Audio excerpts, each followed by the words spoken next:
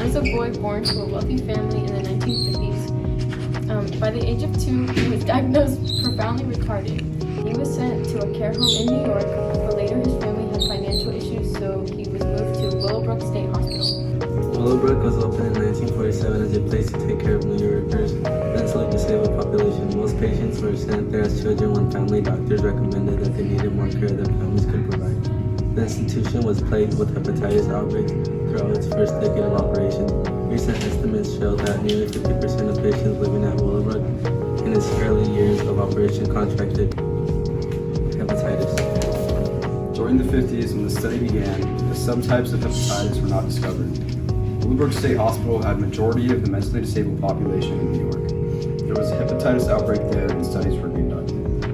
The study included 2 groups. The first included patients such as Warren, who had been living at Willowbrook for quite some time and were likely to get hepatitis whether they were in the study or not. The second group included patients who were essentially healthy and were newly admitted to Willowbrook. Warren's group had 2 categories: children who received the antibodies and children who did not. The healthy children were new arrivals at Willowbrook.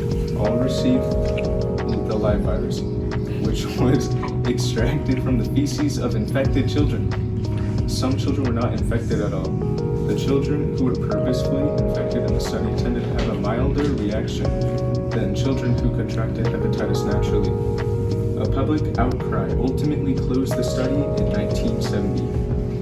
Warren was one of the last to leave Willowbrook when the city closed in 1987. The Willowbrook study showed that the hepatitis may divide into multiple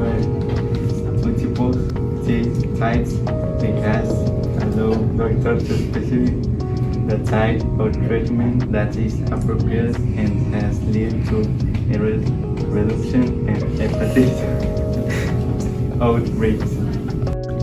The importance of the study was that they discovered that multiple kinds of hepatitis exist and how to appropriately treat it. One thing that was not fair and was questionable about the research and its process was that they used mentally disabled people as test subjects. The people involved in the case were people who contracted hepatitis, scientists, people who worked for the hospital, and patients in the hospital. Not everyone involved in the study was fully aware of what they were a part of.